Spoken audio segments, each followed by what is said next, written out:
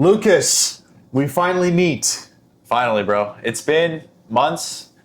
It's actually funny because Willem and I, the way we met is I actually hired Bernardus agency. I hired his agency to run my ads. And 3 months later, I'm in this guy's apartment, just sitting downtown Montreal, beautiful view. So it's good to be here finally, bro. How's it going?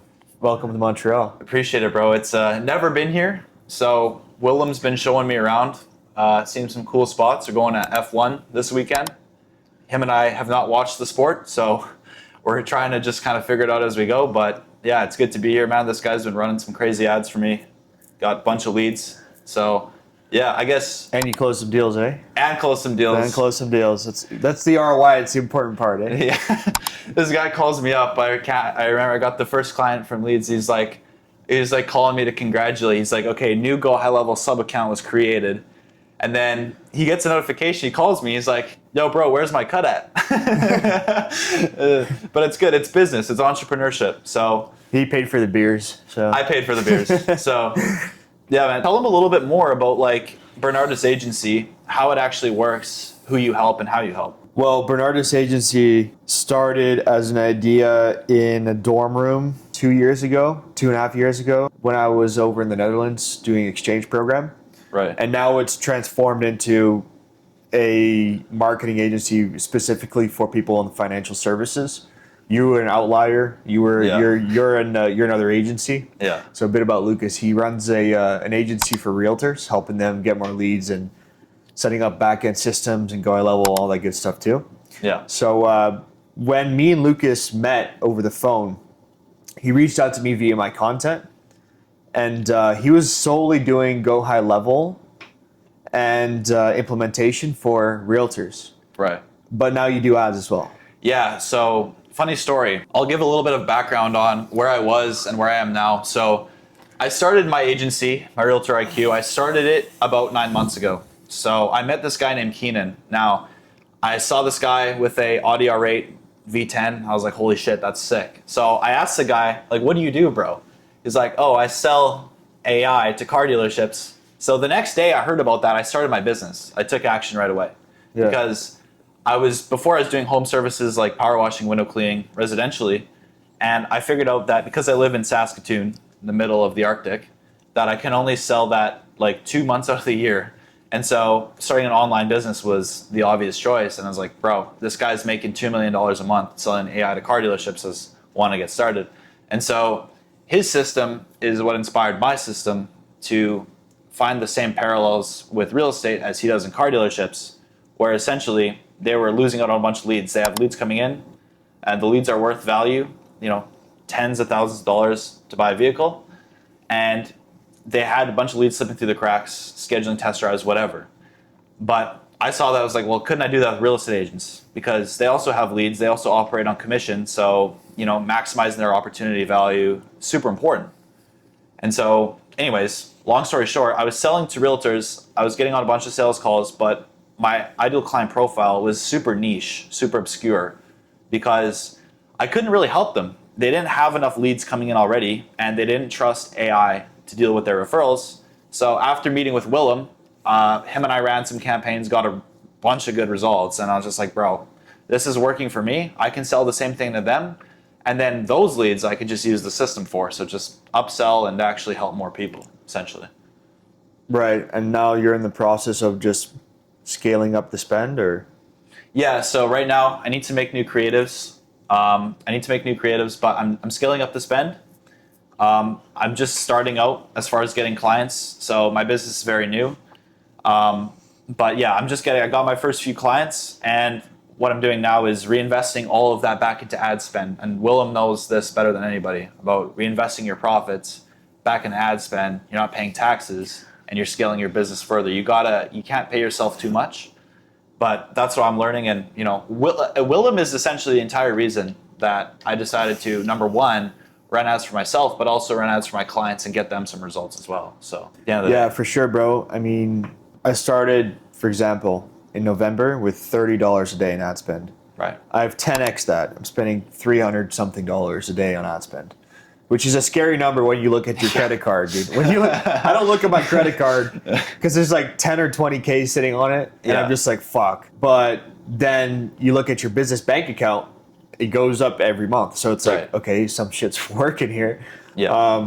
But essentially, the game with ads is once you get that first win, you invest the profits right back in. So that means spending more on ads. That means making new creatives and paying editors to make high quality creatives for you. So for example, for this podcast, we're gonna get an editor, make it look polished, and then we're gonna clip it up. And then I'm gonna run some ads with it. Yeah. That's what you need to do. Well, we're both doing it. We're both doing it. Like you need to just get the content, clip it up, make ads. And like the coolest part is nowadays you can literally like take a clip and just put an overlay on it. Right. And then that overlay is going to be like your, hey, click on this ad to opt in or whatever. And you can just run regular content as an ad and it works. Like podcast clips work, selfie videos work, like a lot of stuff works, right? It's just more about getting the numbers in than anything. And today I was talking to a client of mine and he was like, you were there. He was like so worried about his image. Yeah. But I'm trying to tell him like, listen, man, we need to get this thing off the ground. Right. Your image doesn't matter if no ads are running. But there's no image if there's no ads. Yeah, exactly. Right? And even if the ads initially are bad, you're going to get feedback from that and you're going to see, okay, well, this angle worked better than that one or this environment worked better than that one. So at least you have something.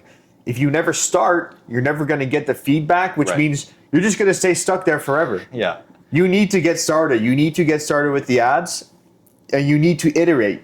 Let's say you find a winning hook and it was a really shit ad. Let's say it's just like a selfie video. Now you can go take that hook and make a good ad, like a polished ad with it. So it's not about the quality, it's about what's working, what's not working, how can we iterate and make that work. I feel like the same parallels also show up when actually starting a business. It's like you don't need to go in there and be perfect. I feel like the aim to be perfect, perfect image, perfect background, perfect lighting. It's like you just need to get the content out there. You need to get the ads out there. You need to get the business started. I feel like you just need to take the action and then learn instead of trying to follow some guru. Just learn through in-field experience, like what's working, what's not, iterate, and go from there. But I feel like it's not just ads. I feel like it's also just business. That's just life. It's life. That's life in general. A lot of people diddle-daddle. They sit around, well, this might not work because of this. You never know if it's going to work if you don't try. So you need to go out there and try stuff. Otherwise, you're just going to sit there and do nothing for your entire life. And that's actually how most people go about life. Most people go about life, they're like, well, I could try that, but I won't because of X. Well, good luck, my friend. You know, it's like the place with the most wealth is the graveyard. The ideas that died. Yeah. It's like you didn't take action, right? And like, I know we're talking about a bunch of things here, but I feel like what this comes down to, whether it's ads, whether it's business, whether it's life, you just take action and the results speak for themselves. You have to stay in the game long enough for the universe to reward you. Like, I'm sure, like, Willem knows this better than anybody. This guy was ripping dials for like 2 years straight and dealing with a bunch of different niches and eventually found financial advisors. Actually, I'm curious to know, like, what made financial advisors stick out to you the most and, you know, make it, you know, what you centered Bernardus Agency around versus any other niche? Like, what was about, you know, financial advisors specifically? Well, I mentioned this in another podcast. It's mainly because they're high ticket. So if I get them one deal, it essentially pays for my service. Right. Secondly, they're better to deal with. Like, they're actually professional. They're not like tire kickers most of the time. I mean, of course, you still get those. Yeah. Like, you know, when a tire kicker shows up to a call, you're not going to close the deal. Like, you know, when they show up and they're on their phone, they're not on a laptop. They got popcorn ceiling. Like, you know they're not closing. Yeah. You know when the lead is not going to close. But like in this industry, most of the time you're going to find more qualified people. And I recommend everybody find an industry which is high ticket and isn't full of idiots.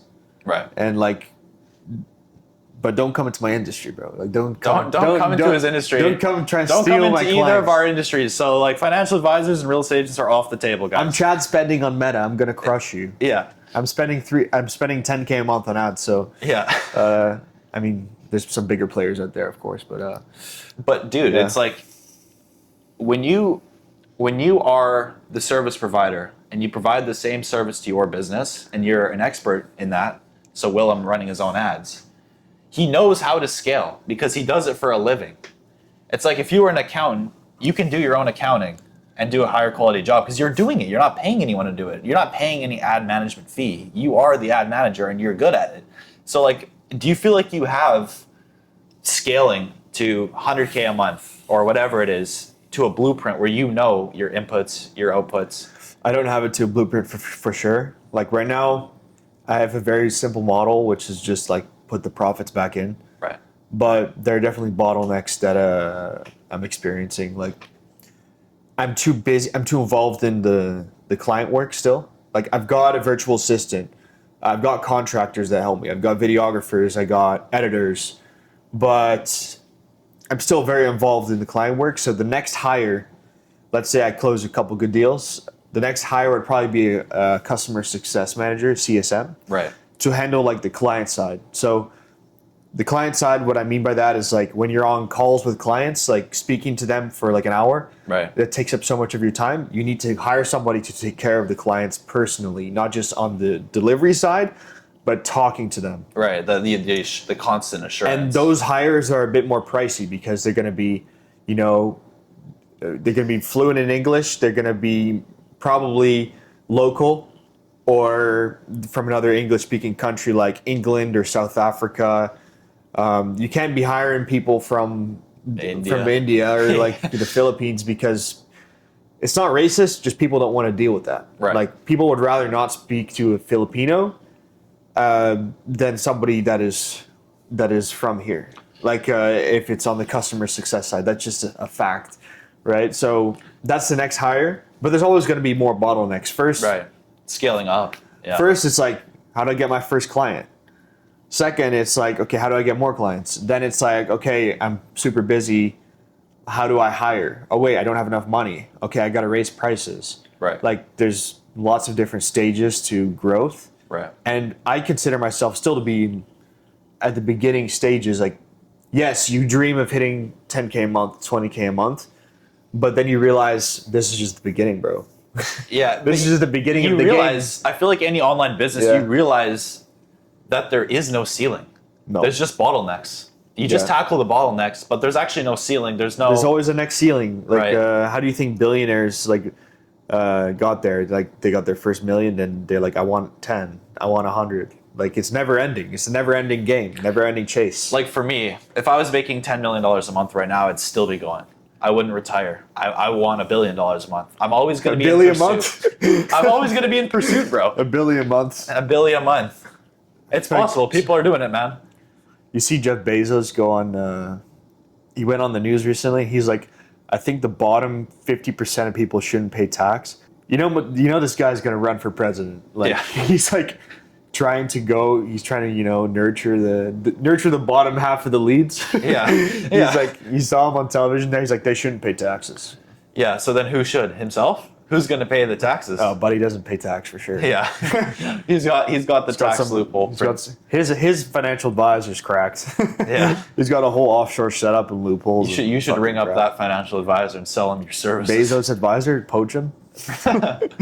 Like with financial advisors though, what are you finding to be their biggest objection on sales calls? Their biggest objection? Just the fear of not getting the result. Right. It's never price, really. Like, most of the people in front of me have the money. If they don't, I'm not really interested. Because if they don't have the money, I know they're going to nag me all the time. Like, oh, I'm spending $50 a day. Where's my client? I'm like, dude, you need a good budget for this. Like, it's not a joke. To run ads, you need to have a solid budget where you can't be like, you can't penny pinch, you know? Right. I always say this. You got a Chad spend on Meta. Throw your Amex on the table. It's a Chad spend. Don't even look at it, boo. Fuck it. Let the leads roll in, dial them up, Yeah. get them on a call, close them. Yeah, and it's like, I feel like with ads, everyone has such an unrealistic expectation. They think that it's an overnight success. They think that they're going to hire an agency, they're going to get 1 million views or you don't pay, you're going to get this and that. But it's like, at the end of the day, it's like, there's a testing phase. You need to let your creatives go out there. You need to figure out the message that works, the pain points that are actually ticking with your ideal client, and scale further with more creatives, whether that's statics, videos, pods, whatever it is. But I feel like everyone expects that they're going to make 2 or 3 ads, they're going to spend $50 a day, and within the next few days, they're going to have a bunch of qualified leads coming in right away that are ready to transact. I feel like it's not always the case. Definitely not. Performance gets better over time, but it also may get worse over time. So like, there's something called frequency, which is like over time, your ads, they will burn out because people see them too many times. So you need to refresh the creatives. And as you spend more daily on ads, this gets worse. So this is why we're filming content right now. We need more creatives, right? Yeah. My frequency right now is probably fucking 3 or 4. Like I need to probably refresh every single week, right? Right. I barely got the time to even run my own ads because I'm running like 14 accounts. But like, you definitely need to refresh all the time. And another thing people don't talk about with ads is your offer really matters. If your offer is not priced well, it's not gonna work with ads, because the amount of money you're spending to land a client in a B2B service is probably like $1,500 to $2,000. Right. So your offer, like the lifetime value of the customer in profit, should probably be like 3 times that. Like you should be making at least, if you sign someone and it took you $2,000, the CAC, the cost, customer acquisition cost, you should be making like $6,000 at least from that client. So you got to have the front end offer, the introductory offer has to be solid. Then you need to have a continuity offer. That's what that book over there, Money Models in the back, talks about. You need to have an introductory offer, continuity. So how are you maintaining them after the introduction offer? How are you upselling and downselling to get the most out of at one single customer? Right. And so one thing too with clients, you were talking about a CSM. It's like your clients have a tangible dollar figure attached to them, because it's not just like, let's just say a client's worth 20 grand, right? Yeah. But you give that client results and they're in continuity, they're paying you every single month. Yeah.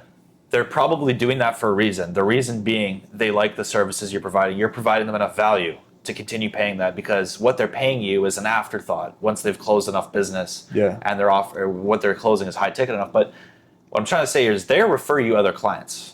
Like those clients are an asset because they'll refer you other clients, and you already have trust. When you get a referral, you already have trust. You don't need to go through the discovery shit. Like you've got enough trust already, and I feel like the odds of closing are significantly higher. For sure. Like a lot of the time, it's not like the client will like go out there and be like, hey, here's my guy. It'll be more like I get on a call and I'm like, oh, you want to speak to somebody? And I just give them one of my clients' numbers and they go talk to them and they close the deal for me. Right. Like they just give me a layup basically, like an alley-oop. Slam dunk, close. So you basically funnel your clients as closers. Well, they're closing other deals. Before you ever ask that, you got to get them results, right? You got to you got to deliver, and then once you deliver, you're like, hey, you want to help me out? I'll give you 10%. Okay. And if you pay them, like they have an incentive to do so. So it's like, yeah, maybe they'll do it for free, but if you offer at least to pay, like I'll throw you 10%, then they're going to be even more incentivized to do so, and they'll probably say, no, you don't need to pay, I'll do it for you. That's sweet, man. Yeah. You got this crazy niche marketing funnel. Well, referrals is another way to get clients, right? You got paid ads. Stack them. You stack the methods. Stack the methods, bro. Content, paid ads, referrals, cold outreach. I don't do that anymore because it's gay. Yeah. We're gonna keep that in. What? But like, hey, can I please, can I get on a meeting with you, bro? Yeah, it's like bro, it's like, please. I know I'm cold calling right now, but please, can we get a meet? Like, cold calling is the only one that is not gay. I feel like it's acceptable because I'm putting my nuts on the line. I'm getting on the phone with someone. I don't care about the fear of rejection. Like I'm on that. You're throwing your balls out there like you're playing dice, basically. Yeah. And so, dude, it's like with cold outreach, like if it's anything but cold calling, you are someone who is homosexual. Basically. I mean, it's like, imagine going to someone's DM and you're like, hey bro, can I send over a video? Can I send a Loom link? Can I have a Loom video? Yeah. You're sitting there making the video about their business? Yeah. Okay, whatever. Respect to you guys crushing it out there, but yeah, good for you. I'm not watching your Loom video, bro. It's like I'll pull up LinkedIn right now. I'll pull it up right now. I've got all these guys from Africa and India and the Philippines who are like, hey, they're begging to get on a meeting with me, and I'm like, I don't even know why. You haven't created any urgency whatsoever. You haven't created any value whatsoever. Why would I get on a call with you? Also, it's just like when they request to send a video, why the fuck you requested? Just send it. Yeah. You think I'm gonna sit there type yes, please send it? No, Yeah. just send me what you want. Like if you are somebody who wants to prospect, provide the value. Don't even ask. Like, hey, bro, I just made you this sample video. Right. That's valuable. I can use that. I would probably get on a meeting with that guy, but most of the people are like, hey, bro, can I send the video? I'm like, dude, you already fucking waste my time now. You know? I feel like the thing too is like people don't understand or consider this, whether you're a VA trying to send me a Loom video or a service provider, a fucking sales rep or whatever. You need to provide some form of value before the close, like, or the meeting. You need to provide some reason or some sort of value. Like, nobody cares as much about your business and your success or likes you as much as they think you do. And like, you need to provide the value. It's like you're trying to start a fire without logs. You need the logs first, then you can put the fire. You can't just light the ground on fire. I feel like if you provide some value, like for example, this is why lead magnets work. Because you're providing value, people click. They want a free lead magnet that has that has value. The lead magnet has value because there's time that goes into it. It's based off of client success. It's based off of market research, and it's prepared. Yeah. And they just get to put their email and phone number and opt in and get the free asset. But they're getting the free asset, so I don't ask for a meeting until they've gotten their free asset.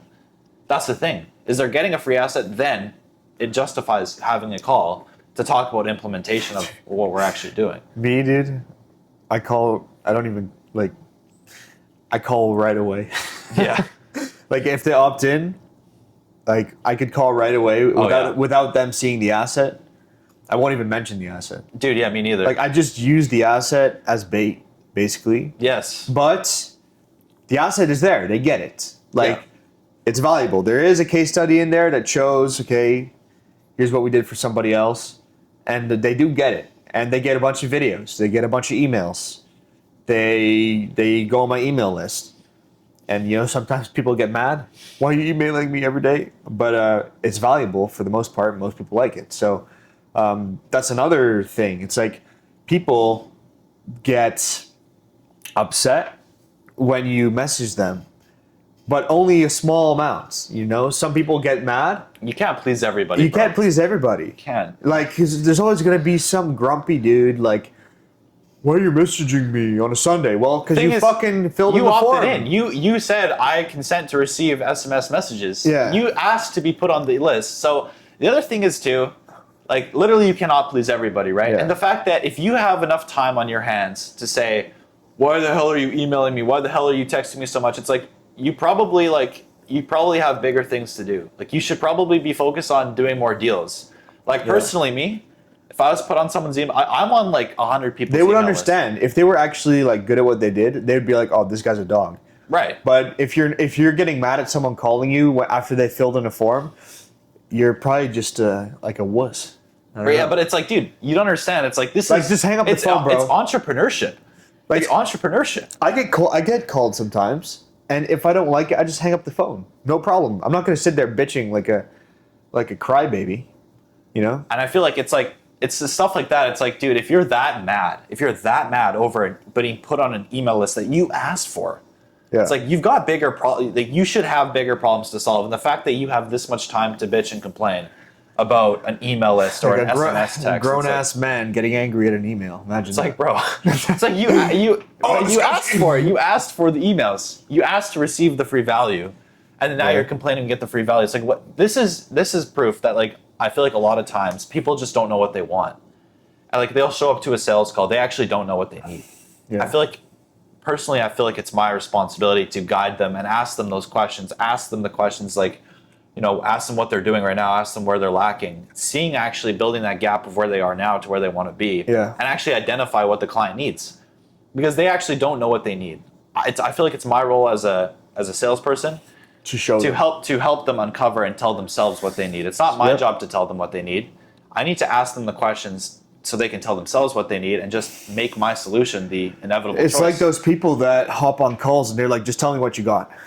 No, I'm not going to tell you what you got. Are you autistic, bro? I need to ask you What the fuck you need? Yeah. Why the fuck am I gonna tell you what I got? Why should I tell you? Maybe you're not a good fit.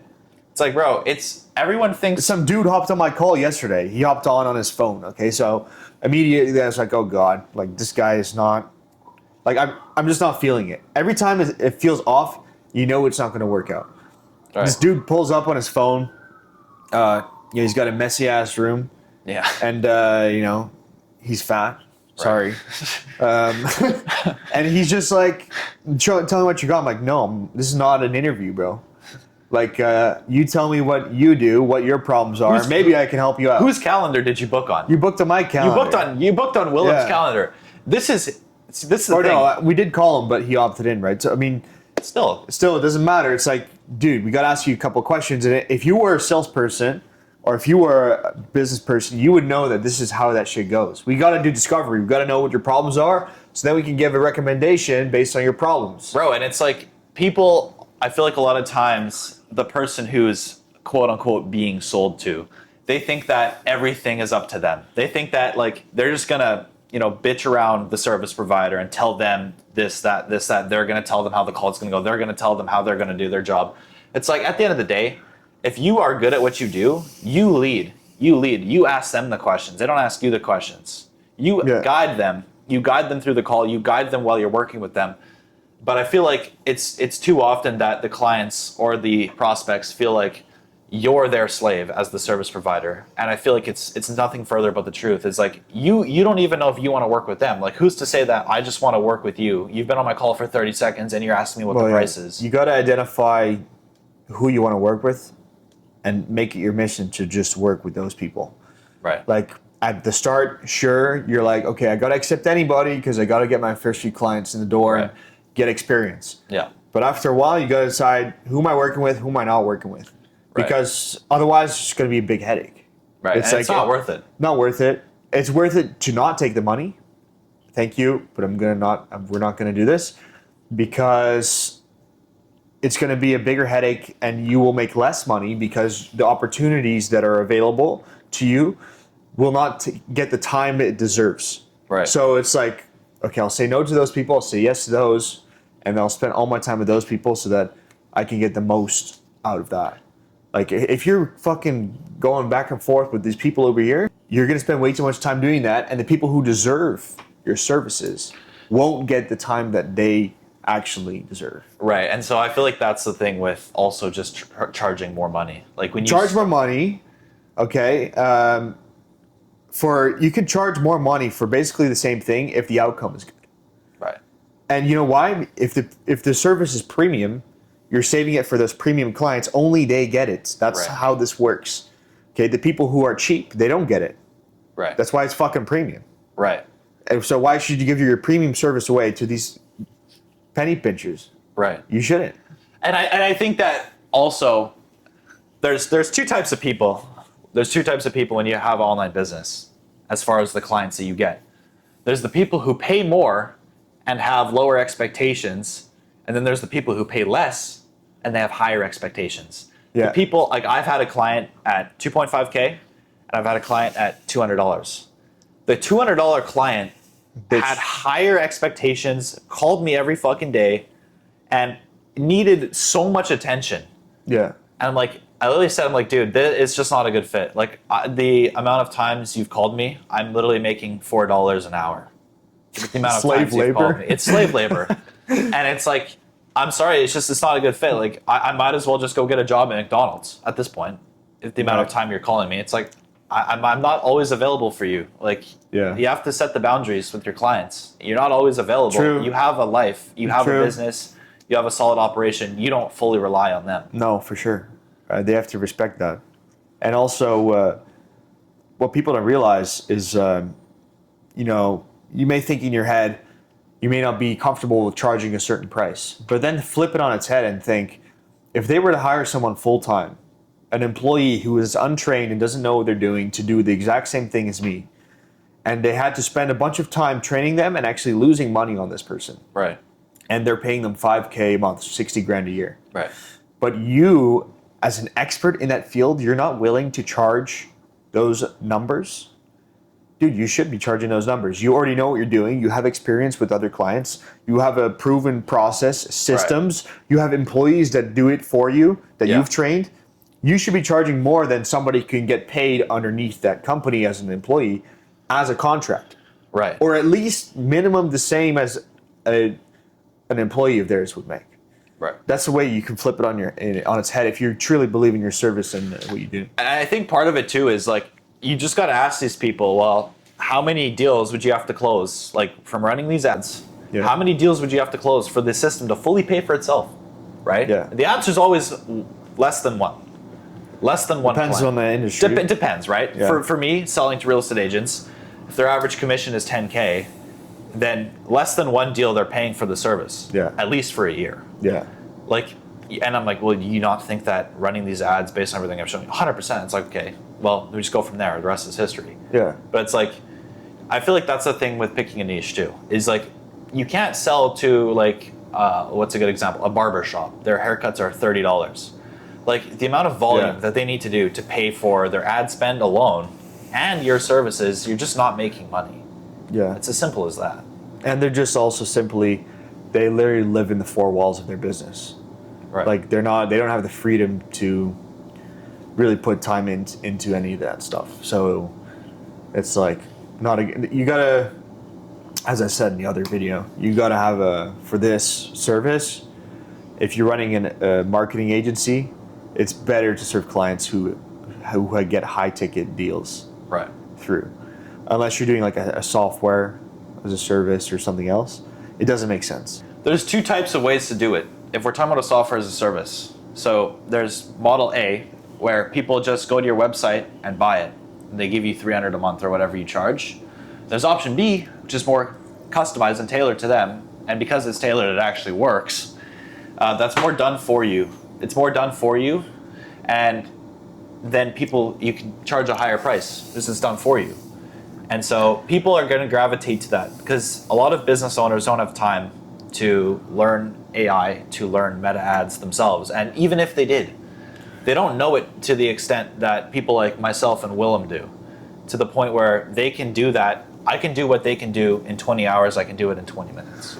Yeah. I mean, I will say that even I don't really have the time at this point to learn about it. I use the tools every day. Right. But there's so much stuff going on every single day. It's constant. Like, you can't learn enough. I mean, you're always going to be behind in some format. Your job is to stay less behind. But I feel like eventually you also need to hire somebody who's like an AI specialist. Yeah. You know? So like somebody who just focuses on the AI side and how it can help you. Right. Whether that's a contractor or whether that's an employee in your business, I feel like that's a good hire to make in the next few years, just an AI person. Like someone who just researches all day, implements, tells you what's up and what could actually help you move forward in the business with AI. Yeah, but then also on the implementation side too. Like, because it's not just about education. Like you and I both know, like all these books don't mean shit unless you actually implement even one piece of it. If you don't, you have to implement it because information, right, is good. But it's good to be educated. It's good to know what you're doing. But there's people who talk about it and there's people who do about it, right? You need to actually do what you learn. You need to implement what you learn. Otherwise, you're not fully learning it. You're just reading about it. You're just a browser.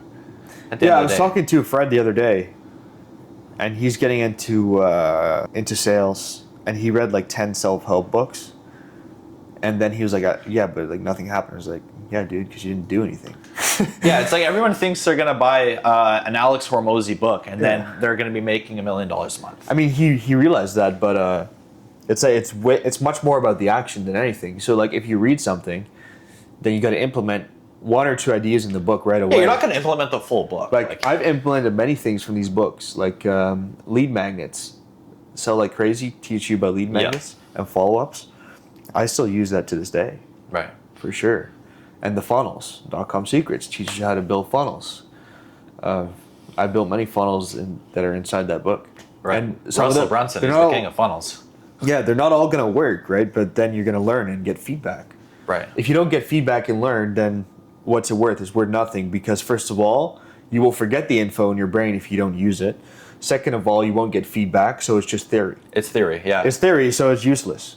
Right. So at the end of the day, it's like, this is something I struggled with too when I was starting my business. It's like I was addicted to just consuming, because in consuming more information, more courses, more books, because it's like your brain psychologically, your dopamine receptors, they give you the reward once you think about it. It's like when I think about and start imagining the version of myself making $1 million a month, it's like part of your brain thinks you've already achieved it. It's like a psychological mind trick. Yeah. And it's like, that's the same thing that happens when you're reading these books about, you know, David Goggins gets up at 2 a.m. and burns the boats. Like that's the 2 stuff. a.m. That's the stuff. Like it's like your brain, I feel like you just need to put it to the side, because at a certain point, you don't want to overconsume either, because if you overconsume, you underimplement. Too many ideas, feels good to consume, and then you don't know what to do. You don't actually implement anything though. It's like you overdo it. It's like read more, learn more. It's like, yeah, that's good, but like what the source of learning is action at the end of the day. Like all of it is theory and concepts. You have to implement these ideas. You have to implement these theories, these practices that have worked for others, to see if it works for you. Because you can't like, for example, let's just say another version of Willem selling to financial advisors, and he does $1 million a month, okay? Willem can't necessarily just do exactly what that person did to get to $1 million a month. Like there's going to be differences based on everyone else's business, based on what works for them. The same thing isn't always going to work for someone else. Now you can use it as a guide and try it, but that doesn't guarantee you that just because you do the same things, you're going to get to the same position.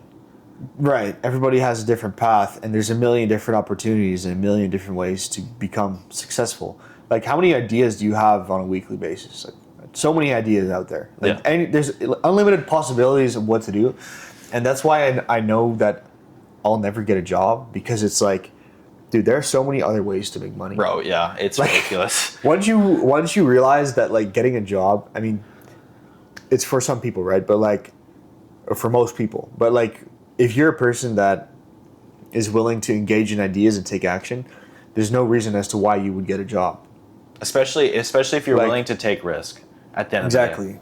Like, you would at least go into sales or something else, because you realize that a job, you're not getting your money's worth. Like, you're being paid by the hour. And there's a ceiling. There's a ceiling. Like, if you could close a deal and make, you know, 5K, 10K, it takes you an hour. Like, time and money isn't correlated like that in a different way. Yeah.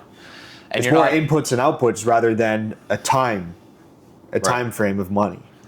And it's like, you can't provide that much value though in a job. It like data entry, for example, replaced by AI, right? Like, you can't, even if you're providing the most value, if there's no commission structure in a job, if it's strictly a yearly salary, there's no growth. If I'm outperforming everyone else, I'm not. Oh, can I please have a 10% raise? Can I actually make an extra 10%? You're being fucking generous there, buddy.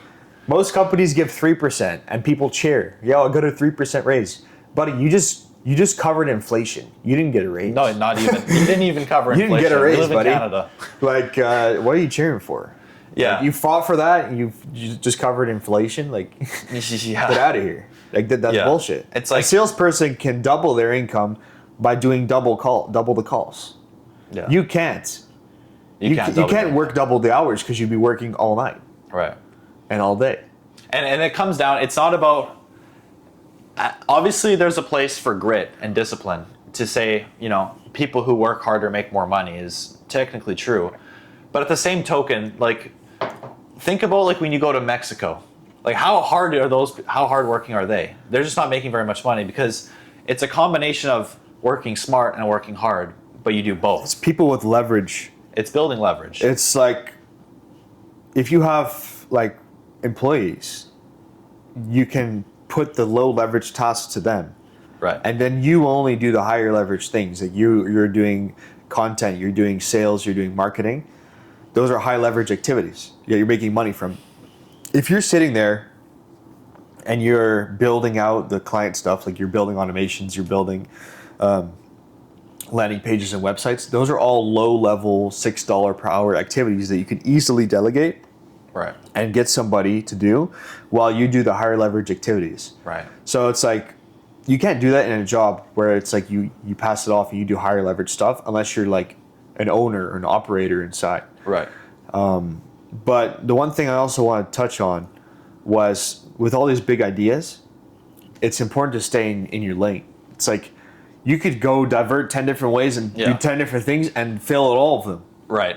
And then you're not making any money. So if you had just stuck to that one thing for 10 years, then you would make money. Right. And you can do that with anything, though. You just have to stick with it, right? Because everyone's like, overanalyzes the idea, but it's like there's going to be a bunch of good things and there's going to be a bunch of bad things. That's just with anything in life. Yeah. There's pros and cons, but you need to be the person who sticks it out, it out after 3 years of working and showing up every single day and it not working. You're not making that 10K a month yet. You have to be able to show up consistently and just know that every single day you're getting closer, and what you're doing right now is a reflection of where you're going to be in the next 6 months. For sure. And you're going to have ups and downs, and it's going to be tough. But I would say minimum 3 years. Like maybe if you don't get a single customer, then it's like, dude, come on, like what are you doing? Yeah. But like you got to stick it out. You have to be retarded enough to think it's a good idea. Try something for at least a year. Not 2 months, not 3 months. That's nothing. Like think about most of the people that you talk to that were like, I want to start a business, and they tried for like a week. Just so many people ask me. They tried to start for they start for 1 week, and then they're like, okay, well, I'm not really doing that anymore. That's what my buddy did. Bro, you didn't even get started. Yeah, I had a little buddy of mine. He was on Go High Level. Yeah. He was asking me for advice on starting, and he wanted to sell to like plumbers and stuff. Yeah. And he's like, yeah, bro, I want to do it. Because he heard me. I made a cold call in front of him. Yeah. First cold call. I make a cold call. The cold call closes. 30 minutes. Boom, done. Right? And that was just a random call. I just looked up a real estate agent. I just looked up real estate agents in my city, picked the first one who looked qualified, and called and closed. And he saw that, and he's like, oh, I want to start. I'm like, bro, you don't realize, you think it's so easy, but like at the same time, it's like, you don't understand. I've been in sales. I've been in the business of relationships for the past 8 years, and you have been doing nothing. So I've been building the skills. I didn't start in the position where I was able to just call someone and close a deal. Like I'm still working on that. It's a never ending process. Yeah. It takes a lot of work, and everyone thinks they're just going to start an online business and go sell courses in Miami. But the reality is it takes work. It's not a get rich quick scheme. Oh, 100% not. But that's what people make it out to be. Yeah, like they see TJR. They see TJR on Instagram and TikTok, and they think that, oh, wow, this guy has a Koenigsegg, and I'm going to have a Koenigsegg too because I'm going to buy his trading course. It's like, bro, you can't just buy a course and expect to get rich. It's the same thing when you and I are selling marketing. It's like, especially the cheaper clients. It's more delivery based though. It's like you control the outcome more with done for you because you're literally doing everything. Right. Whereas with done with you or do it yourself, like a course, it's on them because they have to do it. But they think, I'm saying they think a lot of times it's a get rich quick scheme with ads. My clients, at least. Yeah, it's like they think that they're gonna double their. Then business. You got to get in front of better people, bro. Right. Or you got to make it clear to them. Right. Or maybe they just don't know because they've never done it, right? Right. Or maybe you fucking sold them on that. Bro, you're going to get so many leads, bro. You're going to get so many leads. You're going to close so many deals. If you're not making an extra $100K in the next 30 days, I will personally wire you $10 million and give you a massage. Right. All right, bro. I think it was a good chat. It was a good chat. Anything else? Or? That's pretty much it, man. But yeah, essentially we just met through working together, and now we're working separately. He came to Montreal. We're gonna go to the F1 tomorrow. None of us, either of us have never watched it. We don't know shit about it, bro. Well, we're just watch some cars go vroom, I guess. But yeah, we're gonna hear some loud noises. It's a good one, boss. Bro.